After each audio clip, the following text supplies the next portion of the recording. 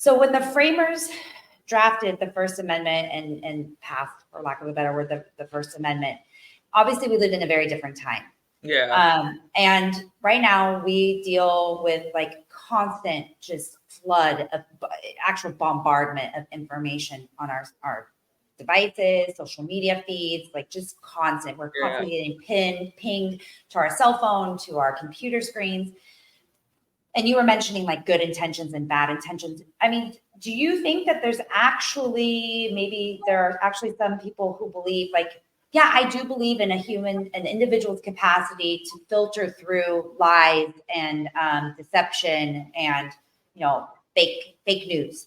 But in today's day and age, that just isn't possible anymore because of what I was just describing. I mean, do you think that the First Amendment can exist in the way that it was designed to exist in today's day and age, that technological age? That's a really excellent question.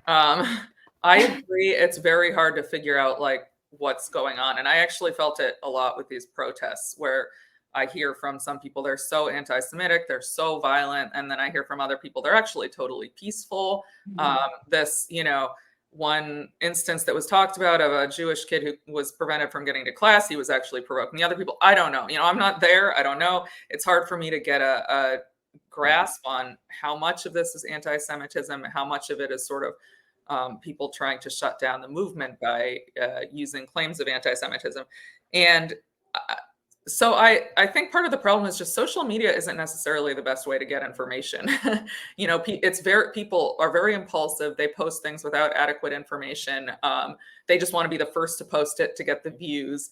That's sort of why we have, reporters, trained journalists, and there are a lot of problems with them too, especially the mainstream media. But for that reason, I have my go-to sources that I trust, like Matt Taibbi, Michael Schellenberger, Glenn Greenwald. Occasionally they make mistakes, but not very often. I think probably young people need to be taught in school. We need to have like courses on how to distinguish, sort of true information from false information, what makes something good journalism, what makes something bad journalism. It's probably one of the most important skills you can have. And I just,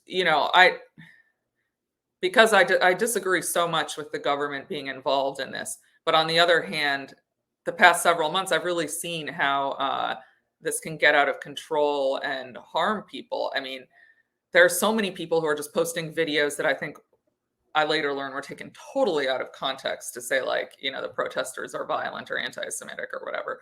And if we didn't have social media and this was in a newspaper, I think the reporter would likely have done a more careful job.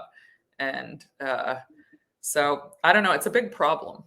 Yeah, and we have AI, issues now too, which to me is probably one of the most terrifying things that we're facing right now.